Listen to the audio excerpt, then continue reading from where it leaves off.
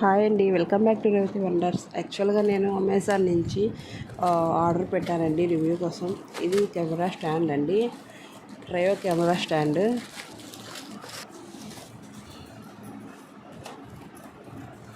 యాక్చువల్గా ఇట్లా నీట్గా, చాలా క్లియర్గా నీట్గా ఇచ్చారండి ఫోల్డ్ చేసి.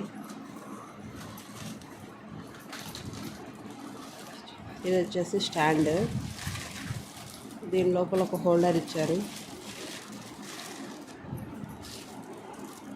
అది హోల్డర్ అండి, ఇది స్టాండ్. ఇట్లా సెట్ చేసుకోవడానికి ఇలా ఇచ్చారు.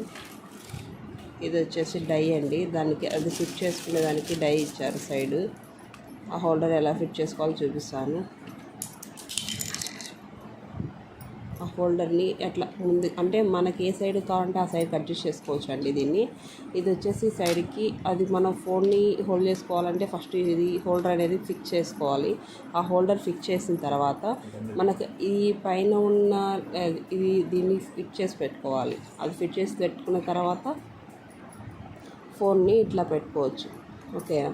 తర్వాత ఈ పైన ఉన్న స్టిక్ ఉంది కదండి, దాన్ని కావాలంటే మనం రొటేట్ చేసుకోవచ్చు.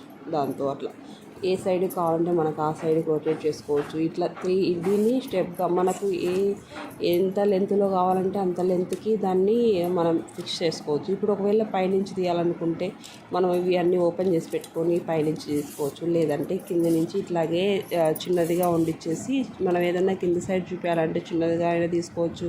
పై సైడ్న మనం ఫుల్ ఫోటో తీసుకోవాలన్నా కూడా మనకు ఫుల్ ఫ్లెడ్జ్లో పైకి వస్తుంది అనమాట. ఇది ట్రయో అయిందన కొంచెం క్లియర్గా నీట్గా ఉంటుందేమో అనిపిస్తుందండి.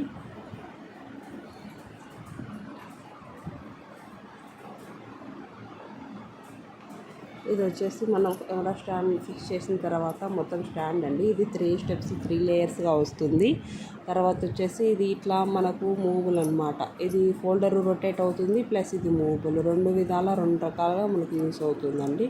తర్వాత వచ్చేసి 3 స్టెప్స్ వైస్ 3 స్టెప్స్ ఇట్లా